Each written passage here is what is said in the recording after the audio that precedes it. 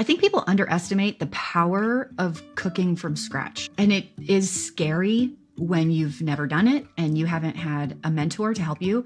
And you're going to make some stuff that's gross and you're going to mess it up. But it's like anything, it is a skill that you can learn. And cooking from scratch will blow people's mind about how much you can save.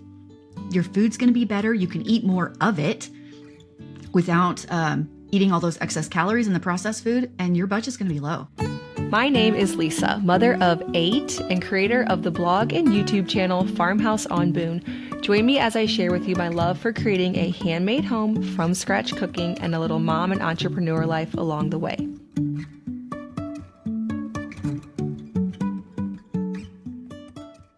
Welcome back to the Simple Farmhouse Life podcast. Today, I am having on, and if it sounds like I'm going back and forth from the mic, that's because I'm trying to rock the baby. If you're watching on YouTube, you know that. But whenever I start talking, he can't hear anything that's coming into my headphones, so it's a sudden loud noise to him. We're talking with Christine from Frugal Fit Mom. She also has a podcast under the same name. I actually really enjoy listening to her podcast. Sometimes she has her husband on too, and they will take calls from listeners who are struggling with their budgets, like their grocery budget. And she has such practical advice on things that you might not even think about that you could easily trim off. So I really love her practical wisdom.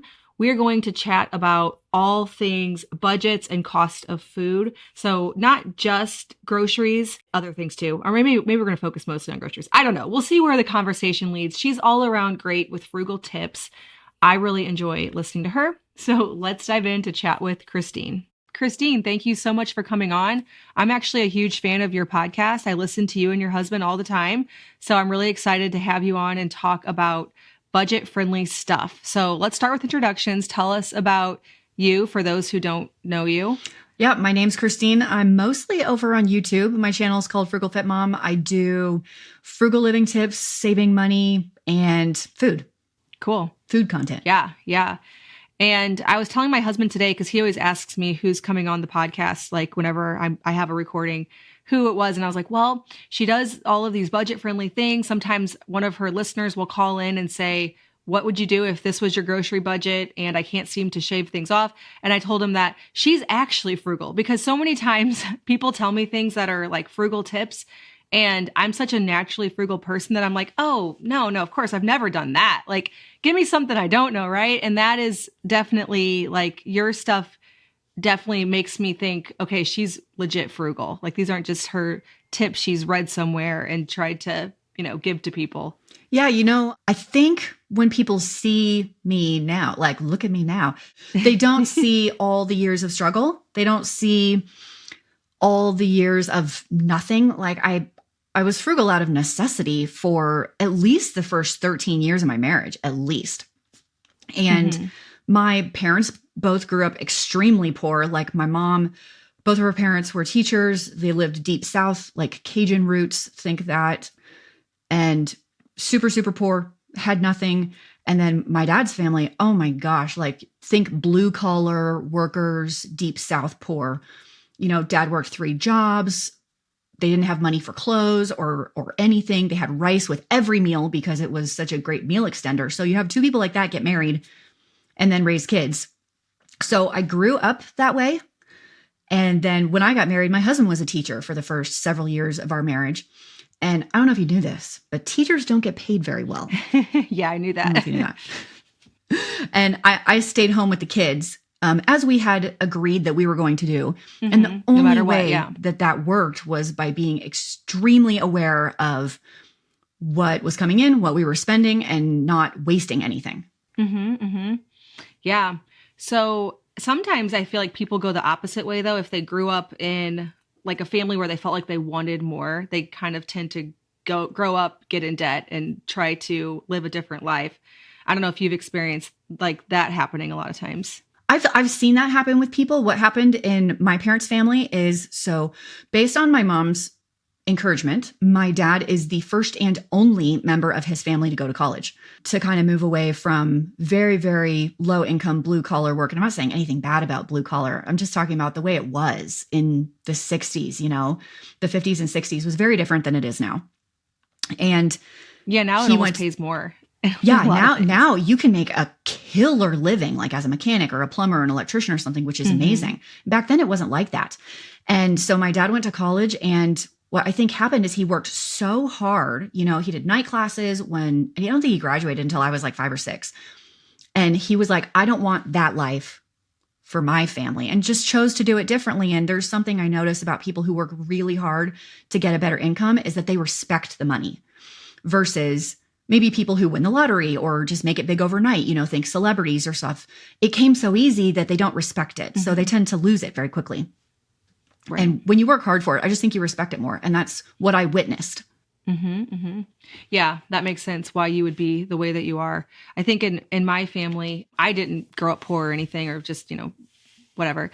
But still, it just everybody in my family is very naturally frugal. Like we just look at money a little bit differently. And it, like I listen to Dave Ramsey and I listen to your podcast, and a lot of the things that you share just has just been the way that I grew up and that we've always kind of operated. So, and that's not to say that whenever you have the money, we don't spend it on things that we want to. Because I think sometimes people will see like certain things in a grocery haul or certain decor that you buy for the house. And, you know, as a YouTuber, and you're a YouTuber, I live my life very publicly. And there might be people who are like, but you bought this. Yeah. But whenever I had 5 kids and one very small income, I definitely did not. And so I don't know. Sometimes I feel like I have to like make that disclaimer. Well, I also think part of it is frugal is not the same as being cheap. You know, cheap, I would say, is scrimping just to save. And being frugal is being aware of the value of your money and living below your means. So, right. Yeah, you've done well on social media. I've done fairly well on social media the last couple of years, but that's super recent for me. Super recent, like in the last 3 years, 2-3 years. Right. And has it changed what I do? Like I have the same house. I'm trying to think of what I shop. I grocery shop the same. I cook the same. Same. Yeah. Yeah. And I'm trying to think of what I did. I started traveling more is what I did. I wanted to create memories with the people that I love. But it's still so well within my means that it's not like I'm being crazy. I just have a little bit more money now than I used to. Yeah. I don't know. I feel like that's like the elephant in the room to like get out of the way, because it's coming from this, like, I love sharing about frugal living. You love sharing about it. And then also like certain things I'm like, but I am like 15 years into marriage, 8 years into having a business. And so things just sometimes like you take your family to certain trips, people might be like, that's not frugal. But if it's below your means, then actually it still is. So with that being said, though, let's talk about some of these questions that people might be trying to figure out. Like right now, the cost of living is higher than it was. Grocery budgets have to be higher, but there are certain things that people tend to do. And I actually recently watched one of you like analyze somebody's grocery trip. And there were so many things that she didn't even think about that you just right away were like, wait, you can save a ton of money doing that. So this is a very broad question, but with soaring food prices, how do you stretch your budget further? What are some like basic tips? To be fair, I just want to say I've been doing this for 20 years. Like I've been shopping this way for 20 years. I've been pinching pennies with the calculator at the grocery store and putting back the $1 chapstick because I couldn't afford it for 20 years. So I probably have a lot of knowledge I've learned over time. So now it comes easy for me. So the 2 people that you're talking about that I reviewed their grocery budgets on my channel so far have both been quite young. Right. So they have very little experience trying to do this. Maybe they weren't raised that way. And I think, can we just say like maybe people aren't used to it and they don't know how because it's never been modeled before. So I think that's fine. Starting anywhere is great. So there are so many tips I could give you. It's hard to just narrow it down, honestly. There's a few things very broad that question. People, it is. There's a few things people don't want to hear. Like they don't like it, but it is the truth. So the reason I go after the food budget in people's budgets is usually it's the largest expense after their house and it's the easiest to cut. And it should be. If I were to tell people to cut their grocery budget today, what would I tell them? Number 1 would be to cut all of the junk food. That's the number one. Most people blow their budget off of soda, Gatorade, Capri Suns, juice, chips, ice cream, cookies, that stuff. Yeah. It's designed to be addictive, and it is delicious, and it's very high in calories and does not fill you up. That's what a weird, my biggest problem with it. Super high in calories, doesn't fill you up. I always figure, like, even whenever I was like on like a very tight budget with groceries, I never, and this is like counter to everything Dave Ramsey, but I never made a grocery budget because I always trust myself to be as frugal as I possibly can, because like my goal was always just, buying food is never a waste of money as long as it's the right type of food. So I just knew what parameters to stay within that. And if we ate it all, then we ate it all. And there was nothing more I could do. But that was knowing that I wasn't going to buy things that don't fill you up. If you buy foods that don't fill you up, you're literally just throwing money down the drain. I'm not saying those things are not delicious. I'm not. But that can be a really, really hard habit to break. However, let me just say this. So my mom is a Diet Coke addict, okay? And I swear she's like mainlined Diet Coke my whole life. Since I was 15, my mom always has Diet Coke on her at all times. And she went to the doctor recently, and her kidney function was quite low at this doctor's appointment. I'm trying to remember which doctor that is. A urologist, I guess? And he was like, I'm concerned about your kidneys. Your function's quite low. Tell me about your daily habits. So she talked about she'd been drinking Monsters, like one a day, and then her Diet Coke. She doesn't even drink water. And he said that the energy drinks, listen to this, the energy drinks are the number one cause of all the young people that he has had to put on dialysis in the last 10 years, along with dark colored sodas. Okay. That's your Dr. Pepper, Pepsi, Coke. Yeah. Your kidneys can't process them very well. Yeah. So my mom, in her late 60s, after having this habit for like 40 years, quit Diet Coke, quit energy drinks. She did it. So I'm saying if my mom can quit Diet Coke, people can stop buying chips. Yeah, because that's highly addictive. And sometimes you just need something that will take the place of, like, when is it that you're eating chips? Is it just a side dish to like sandwiches when you're out on the bout? Or like at what point is a chip something that you use? And then what could you put in place of it in order to still have the thing that you're wanting? Are you familiar with Michael Pollan's In Defense of Food? I'm not. So he wrote this book called In Defense of Food.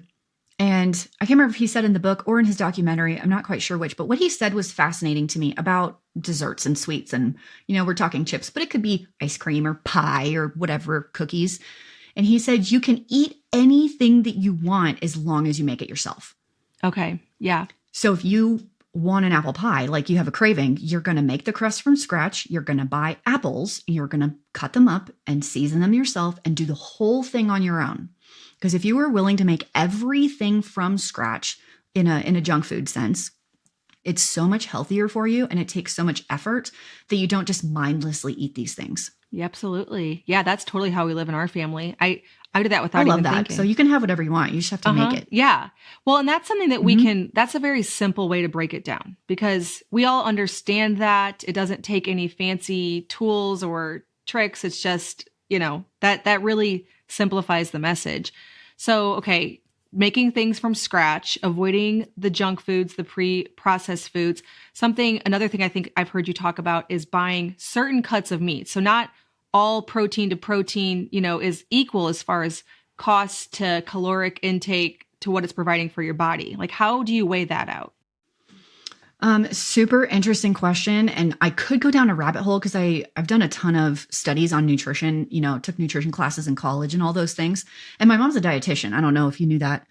She was a dietitian for 40 years. So, okay. No, I don't think so. I just understand nutrition quite a bit. I mean, not all of it. It's very complicated, but there's some things that are super interesting. So just if you're going just cost alone, ground beef is pretty high right now. Pretty high. That used to be in the 80s, ground beef was like the garbage meat. They bought it because it was cheap. Right. Same thing with chicken wings. They used to throw chicken wings away. Now they're more expensive than boneless, skinless chicken breasts. It's crazy. So a lot of the times I can get... Isn't that because like back in the day, you had to like harvest and feed grain to to certain animals, but then the ones that could live off grass was like the cheap throwaway meat. Isn't there some history? Like, I forget if it was on your podcast or where I was reading about that or hearing about that. It wasn't on my podcast. You might be Okay. right there. I think the way people cook has changed quite a bit. Like wings became, this like restaurant thing instead of the poor people food. That's funny. And my grandma always cooked the poor people food. So she would tell me these stories, I remember when they would just chuck the chicken wings in the back because they didn't want that garbage. So I grabbed it. Yeah. Now it's the restaurant But food. a lot of times you can get, I don't know, a pork loin roast. This is what they cut pork chops out of. I see it on sale all the time for maybe $2 a pound. Regular price, $3 a pound. When was the last time you saw ground beef for $2 and $3 a pound? Yeah, that's not, no, absolutely not. Especially It's not high been a quality. long time. I mean, it does go on sale and you can buy that whole loin and you take a sharp knife, you cut your own pork chops. Just cutting them yourself. They'll sell pork chops at the store for $6 a pound. You cut your own for $3 a pound. See, this is what I love about It's your the exact same podcast. You always think of things I didn't think of. And I feel like I have thought of everything when it comes to saving money in the food department. But I mean, I don't know. I guess I do think about it differently. It doesn't occur to me that other people don't also see what I'm seeing. I've seen like beef roasts, like the Sunday roast was like the nice, gorgeous meal or whatever. I've seen roasts go on sale for maybe $3.50, $4 a pound. And at my Costco, the boneless, skinless chicken breast is $3.50 a pound all the time. Really? Because that to me is an expensive meat. Yeah, isn't that crazy? You can totally have a nice variety. This is the other thing about food. This is more about food quality. This is so interesting. So people think ground turkey is better for you. Okay. Than beef. Ground turkey is better for you than ground beef. That's just a assumption that a lot of people have. However, if you look at the nutrition information, Do they still though? I that was definitely at like 10 years ago. I don't know if they still might do, but if you look at I the don't. nutritional information of 93% lean ground turkey and 93% lean ground beef, they're exactly the same. The macros are identical, except the beef actually has more micronutrients, more iron that your body needs. Okay. Yeah. I think they're thinking the fat, which I think we've kind of shifted on thinking fat's bad, but I guess if those are 93%, that's very comparable as far as like the fat. So at what point and is the ground turkey more expensive too? Yeah, usually. Yeah, because it's like a specialty ingredient. Very, very interesting. It gives you something to think about. I always like to think about with food, what things am I buying that it's not going to actually sustain us? Like if you eat a bowl of cereal in the morning, you're still hungry afterwards. So essentially, even if it was on sale, a bowl of cereal or a box of cereal is still a waste of money because you aren't able to just live off that. You have to still go eat another breakfast afterwards. What other things do you feel like are like that we might commonly buy thinking that are, you just normally buy? I'm going to say any high processed food.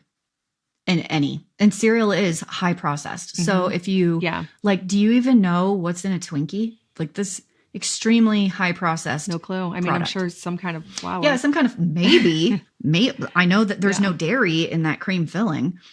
Oreos are. Yeah, when you see dairy free on stuff like that, you're like, that's not reassuring because there should be dairy in that. Yeah. Like, why is there not dairy in that? What is that? Yeah, the closer you can get to the whole ingredient of something is going to be more filling, more sustainable, more fiber, and fill you up more than anything that's highly processed. That's just true across the board. You pick anything, that's going to be true. I'm with you on the cereal, though. Yeah. Let's talk about natural skincare. As a lot of us are trying to clean out our houses, our diets, skincare is something that is also really important because our skin is our body's largest organ, and what goes on the skin does actually make its way in and affect our health. So it's important to choose quality, but one problem I've had over the years with natural skincare companies or DIYs, I've tried making my own lip balms, face serums, cleansers. They're great, but they don't have the same effectiveness as the drugstore or the department store brands that are full of chemicals and things I don't want in my body. Tubes & Co. is an organic skincare company. It's a small company that uses all natural ingredients. So for example, I have this tallow balm sitting here on my desk or my dresser, which is my desk for the day. that is made from grass-fed tallow, virgin olive oil, essential oils, and that's it. It's super luxurious on my skin. I love it during these colder months because my skin tends to dry out and look really lifeless, but this product really nourishes it and brings it back to life. I also love Tubes & Co. makeup. I currently have on the Tubes & Co. eyebrow pencil, which is my favorite thing, the primer, the foundation, the mascara for a really simple, low makeup, but yet not just my bare splotchy face look. I love Tubes & Co. makeup. It doesn't feel like I'm buying a healthy brand. It feels like really nice makeup that also happens to have extremely clean ingredients. You can check out Tubes & Co. and use the code FARMHOUSE for 10% off over at toupsandco.com. That's TOUPS and co.com. Again, don't forget to use the code FARMHOUSE for 10% off your order. And one of the top questions I'm sure that you get a lot, and I get a lot. I don't talk about this as much as you do, but with eating on a budget, people automatically think that it's not healthy. But everything that you've mentioned is just eating from scratch. So to me, budget cooking has always been a healthier option because it's not like you're buying organic Twinkies. Like that's Right. not what we're trying to say to do. Right, exactly. Going Whole Foods. I think it's so interesting, all the diets they have right now, right? There's a ton of them. And I can't even list them all. Paleo, Whole30, keto, Atkins, vegan, vegetarian, blah, blah, whatever. There's a ton of them. And what's interesting is even the carnivore diet, people like eat just steak and that's it. And every single one of these diets, people are like, when I did the diet, I felt so much better. But they all say that, and all the diets are different. But Right. what is consistent across the board, across all of them, is they switch to eating whole foods instead of eating chips, ice cream, and donuts. Right. So is it the carnivore diet? Like, is it the steak making you feel good? Or for vegans, is it like all the vegetables and fruits making you feel good? Or is it the removal of all of the highly processed stuff? I suspect it's both. Yeah. I got so wrapped up in that, like all those different types of diets like 10 years ago. And I finally just came to the conclusion like you do, if I make it from scratch, it's good. I cannot analyze it beyond this. And our family has enjoyed decently good health. So I'm with you on that. I think that works for both budget and health. Now, let's talk about seasonal stuff. Is that another focus that you do for budget and health? Like focusing on what is seasonally available? Yeah, for sure. If you're doing produce of any kind, eating in season, it's going to be more delicious and it's going to be cheaper. Like, I don't buy asparagus in November. Right. It's too expensive. It's like, I don't know, $5, $6 a pound, which is ridiculous. And then when is it in season? April, May, it's 99 cents a pound. Right. In fact, I live in an area where it grows wild across canal banks. You can just go pick it. So if we want to go away from like the fresh stuff, maybe you want strawberries and it's November, but they're super expensive. I think people don't utilize frozen food enough. Yeah.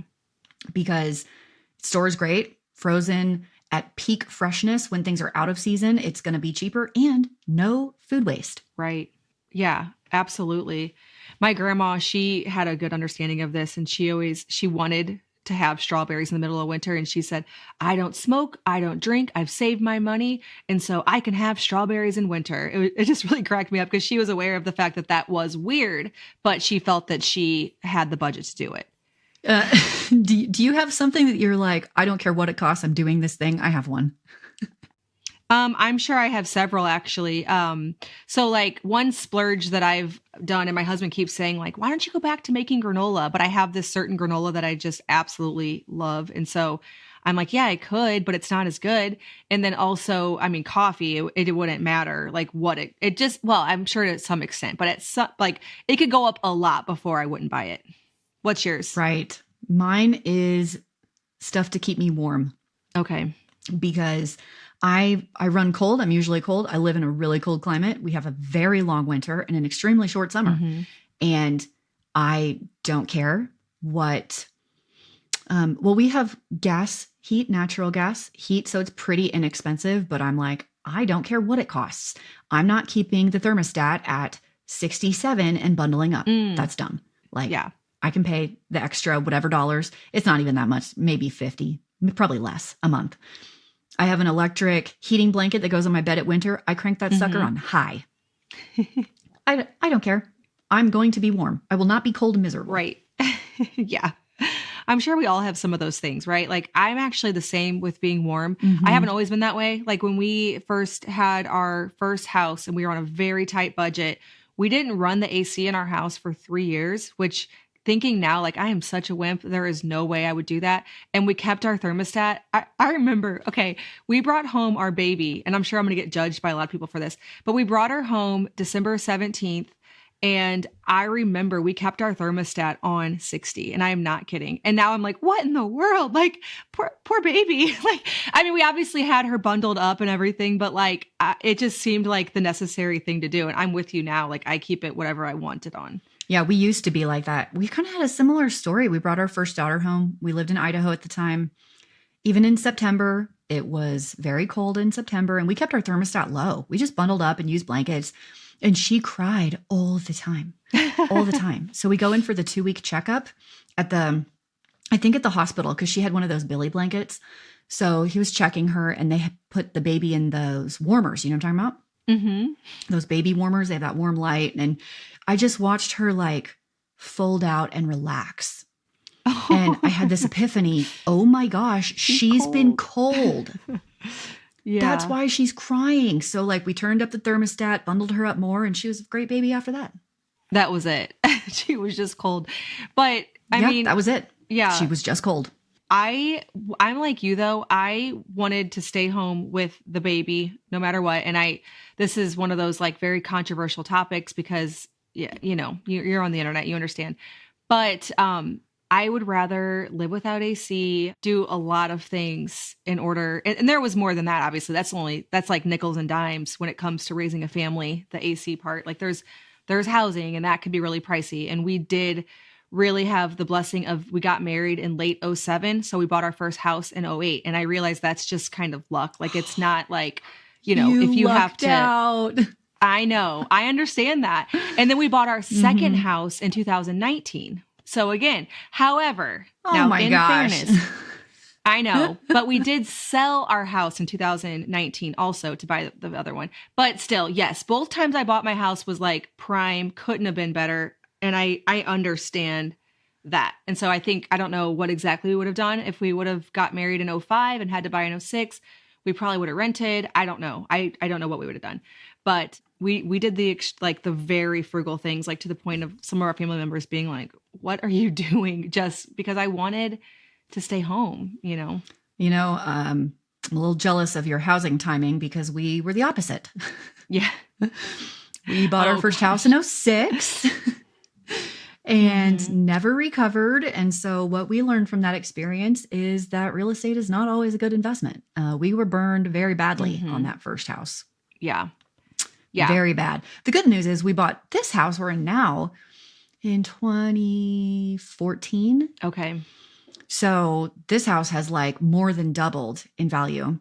Right. But the problem is, where would we go? Yeah, exactly. Yeah. That's kind of like our thing. Like right now, based on what we bought our house for in 2019, and then if we sold it, you know, obviously in 2023, probably double. I don't even know. But then we have to buy a place. So it wouldn't really, you know, mean anything. The only problem would be is if you bought in 2006, sold in 2008, I mean, there's just no way to come out on that deal. No, I guess unless you then right away bought again. But yeah. And in some ways, that just matters to what age you are. Like we got married and then it was time to buy a house, and that's just where it fell. So I have some cousins who are a couple years older, and I thought about that like, oh man, they bought in 2006, but it's just what it was. You know, it wasn't like you could see the future. I know, like knowing what we know now, I could have done it perfectly. But at the time, you don't know. You don't know what you don't know. Well, right. All right, we'll take a quick break from this awesome conversation to tell you about my 5-day blogging business challenge. So if you followed along for a while, you might know that Luke and I have done this exclusively from home, the blog business, for over 5 years now. He quit his job and we run my blog. Now, I also have since added of course, a podcast. I have a YouTube channel, but the blog in itself could support our family. And I love the passive income that the blog provides. It's the least invasive for our family life. It's the easiest thing to work around. If I had to get rid of every aspect of my business, the blog would be the last to go.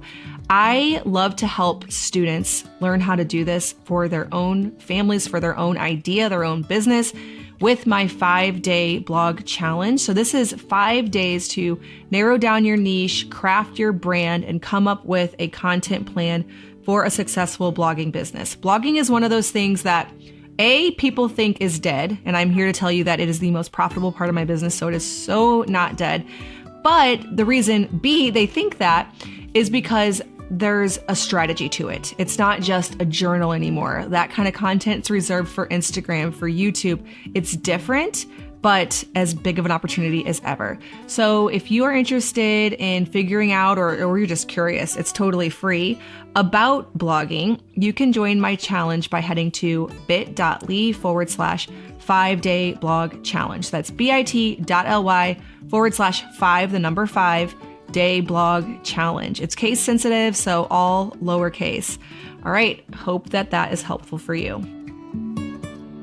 Yeah. And something that you can control is the grocery budget to an extent. Obviously, there's different parts of the country and all of that. And you and I both live, I think, in relatively low price. I don't know, though. Maybe your area, how does it compare on budget for groceries? It depends. I don't remember where you live. Where are you? I'm in Missouri. What I think state are it's you? like, You're in Missouri. there's no denying it's pretty cheap. Yeah.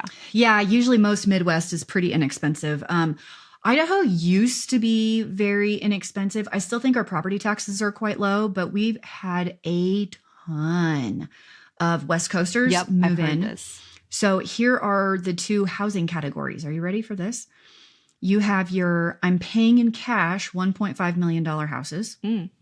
And then you have your total dump, gut everything house that was built in 1960. That's like, was it built to code in the first place? Probably not. For about $350. Oh my word. So housing in my area has gone up significantly because of the influx of like Washington, Oregon, California people. Yeah. And then I think food everywhere has gone up. Check this out. This is so interesting. I just actually filmed an entire YouTube video on this. So I'll go into more detail on that. It's not out yet. But I get the comment all the time. I can't do what you do because of where I live. Right. I can't absolutely shop at these stores because I don't have these stores. Right. I've traveled all over the United States. I've even been to Alaska and Hawaii recently in the last year. If you live in Alaska and Hawaii, I'm going to give you a pass. I'm going to give you a pass because they are expensive. Oh my word. Yeah. I was in Hawaii too. It can still be done to an extent, but they are high. Yes. So I'll totally agree with that. But I hear from a significant portion of California. I live in California. I don't have these stores. I can't do this. So this was interesting. I had a viewer send me her receipt from Walmart just a few days ago, like 4 days ago. This is what I bought from Walmart in California, like Southern California, big city. It was $129 for however many items it was. So because she sent me a picture of the receipt, I copied the entire receipt here at my Walmart to Walmart, exact item to exact item to see what mine came out to be. Okay. You want to know what it was? I'm very curious. 125. Hers was 129, mine was 125. And the difference is I live in Idaho country. My potatoes were cheaper. Those are the $4, huh? Those were the $4. It was pretty much identical. Wow. So I think you really can do what I do in, I'm going to call it the lower 48. How about that? Yeah. Right. Not Hawaii and Alaska. To be fair, I've never been to New York City. Okay. I actually have. Not Hawaii and Alaska. I've never been to New York City. I mean, I don't think I really bought groceries though. We were just eating out and yeah, it was pricey. Yeah. I suspect New York City, probably Jersey is very expensive, but I haven't been. So I can't say on that one. But I do think there are a lot of options. It's just a different way of looking at it, which is hard to do. It's hard to change the way you think about something and to change those habits. So I understand that it is difficult, but I also think that it is possible. Well, and it's really hard. And this is probably going to ruffle some feathers, but it's really hard if you think that you have like a different circumstance that there's some reason why it can't be done. And this, like, again, Dave Ramsey, he's always says you can't get a pass on math. Like, that math doesn't change. And so if you think that there's absolutely no way you can do it in your area, then maybe you're not looking for some of the creative solutions. Yeah, you're right. And Lisa, I know you cook from scratch most, like 98% of the time. For the right? most part. Mm-hmm. And I think people underestimate the power of cooking from scratch. And it is scary when you've never done it and you haven't had a mentor to help you. And you're going to make some stuff that's gross and you're going to mess it up. But it's like anything, it is a skill that you can learn, and cooking from scratch will blow people's mind about how much you can save. Mm-hmm. Your food's going to be better. You can eat more of it without eating all those excess calories in the processed food, and your budget's going to be low. It will. Yeah. Oh, there's so many things. Like, recently I picked up some like avocado oil mayo because I normally make my own mayo, but we were out and about and I wanted sandwiches and I like mayo. And that's like $8. And I just have a couple of eggs from my chickens and some oil, and that's our mayo. And that's what I'm comparing it to. And it has to be because it's shelf stable. They had to ship it across the country. It makes a lot of sense when you think about it, why it's so much pricier, but that's why it's pricier. You brought up the avocado mayo. It's so interesting. I've spent the last few months researching ingredient lists a little bit more and paying more attention than I used to. I think that probably happens when you have any kind of health issue. So I've been to the doctor a few times this year to try and figure out some stomach issues that I have. And so I just I'm like, oh, well, maybe I'm eating something that my body doesn't like, or that seems like the obvious place to start. And so I started reading ingredient labels and I stopped buying a lot of stuff. Mm-hmm. And I switched to avocado mayo because it's the only one that doesn't have like seed oils or soybean oil, mm-hmm. or even your quote better brands all have that. And the avocado one is the only one that's like eggs and salt and avocado oil. Right. So you just kind of blew my mind that you were like, I make my own mayo. Obviously, I know you can do that. I've just never done it. I know chefs do it and they call it aioli and it's fancy mayo, but I've literally never done it. So mm-hmm. Do you use avocado oil? Yeah. Or olive oil?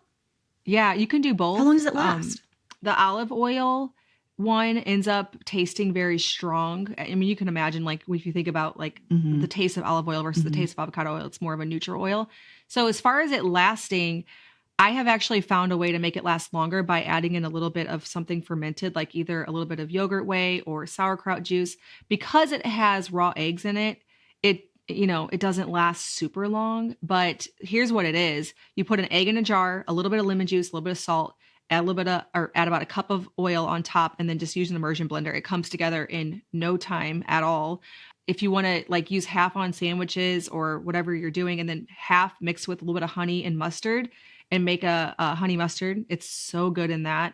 But I do try to make it whenever I'm wanting to use a lot of mayo in the next week. So that's sort of the thing. Like there's no preservatives in it. So it can't keep in your fridge forever unless if you ferment it, it lasts a lot longer. But I think that's the biggest issue with it is the storage. Right. Okay.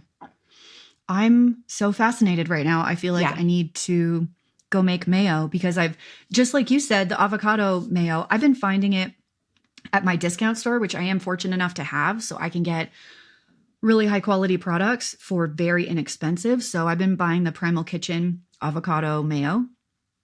You know what I'm saying? Yeah, that's the one that I have. So in my area, that same jar is $12 mm-hmm. at Walmart, and I can find it at my discount store sometimes for under $1. Oh. And so when I see it, I'm like, yoink, I just snatch that right up. See, that's cheaper than making it. Right. It is cheaper than making it. But if I can't find it, I would much rather make it instead of buy a jar for $12, which is obscene. Uh-huh.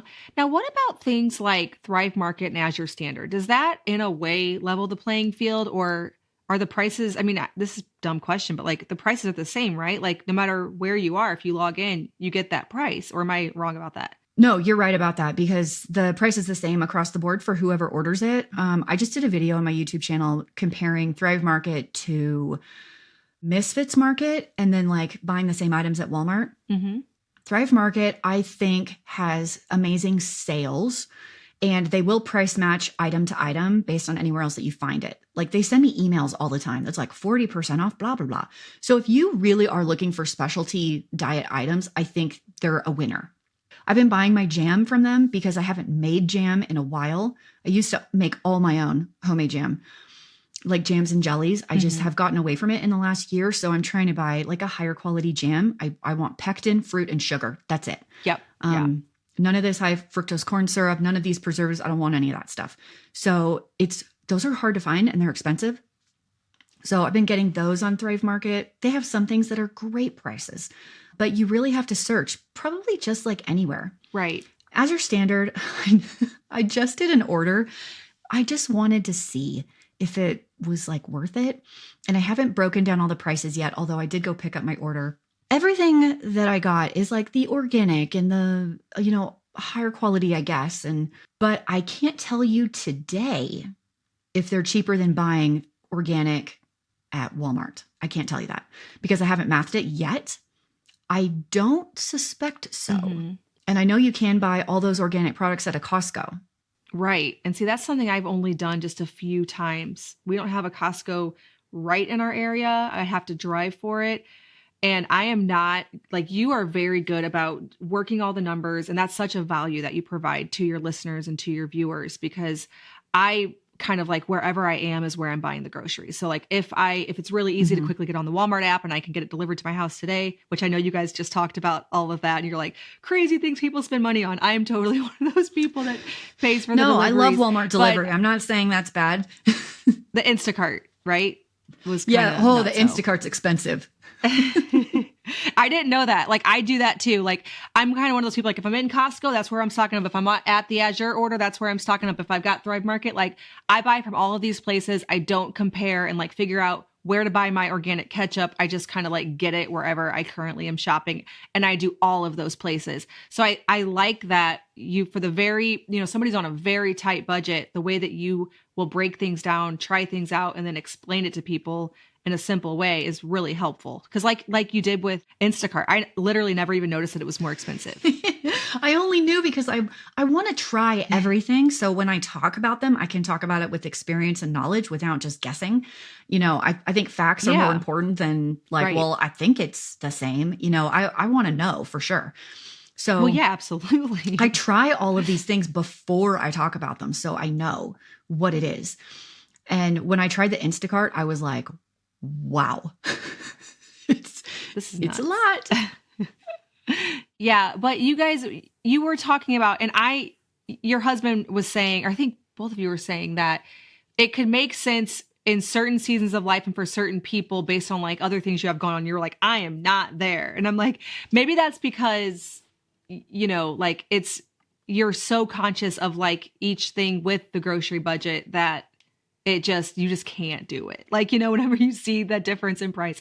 And I haven't compared that with the Instacart. I will say though, ever since I got the Walmart Plus app, I haven't done Instacart. I haven't done Instacart in probably over a year now. And I used to do it nonstop. Like everything I did was Instacart. But then I got the Walmart Plus app, and with Walmart, you just can get everything. You don't have to like get, your toiletries one place. And so I've just been pretty stuck on that lately. If you have to pick, I think the Walmart delivery is fantastic. It's so helpful, especially for people that are on a time budget. Some people have more time for other things. And since I was a stay-at-home mom, my job was to do as best as I could with the money that we had and not waste it. Yeah, maximize the pennies that I had. And, if you're working full time and, your grocery budget's not as tight, maybe you don't have as many kids as me and you, the convenience of not having to wander around a store for an hour and a half and then load it all in your car and then drive around for however long it takes you to get there. Yeah. Time is money also.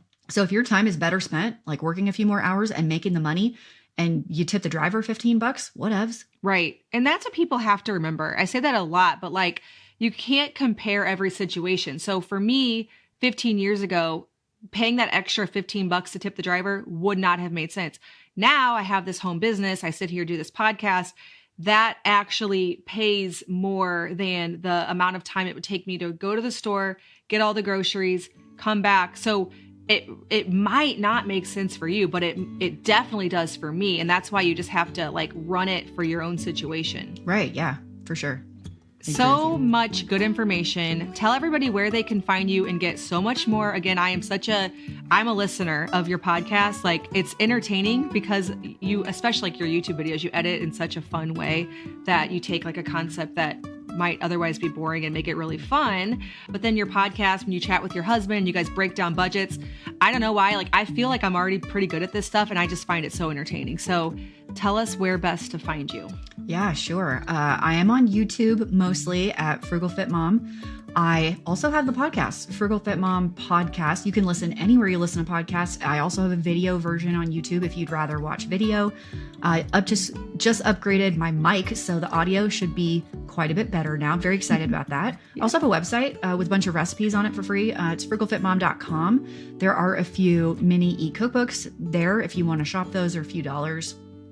And I think those are all the places you can find me. Oh, I'm on Instagram too. I'm not great at Instagram, but I am there. It's Frugal Fit Mom 6. Yeah, the best, in my opinion, the best place is YouTube. Just search Frugal Fit Mom. You'll find all the stuff. So yep, you will. Great content there, especially if you're getting started with cooking from scratch, started with budget, groceries, and all of that. That's the place to be. So thank you so much, Christine, for joining us. Yeah, thanks, Lisa. All right. Well, thank you so much for listening to this episode of the Simple Farmhouse Life podcast, and I will see you in the next one.